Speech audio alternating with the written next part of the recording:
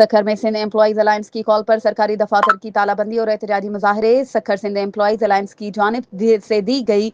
کام چھوڑ ہڑتال اور تالہ بندی کی کال پر ضلع سکھر میں تمام سرکاری محکموں کے کلارکوں اور دیگر ملزمان نے دفاتر کی تالہ بندی کر دی اور احتجاجی مظاہرے کیے۔ اریگیشن امپلائیز الائنس سکھر کے زیر اہتمام بڑی تعداد میں ملازمین نے سکھر بیراج پر احتجاجی مظاہرہ کیا اور اپنے مطالبات کے حق میں نعرے بازی کی۔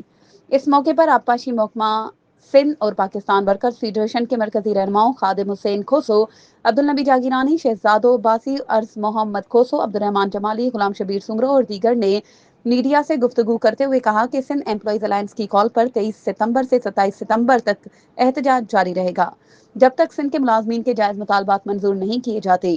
رہنماؤں نے کہا کہ سندھ کے ملازمین کو بھی دیگر صوبوں کی طرح ریٹائرمنٹ کے بعد گروپ انشورنس فراہم کی جائے،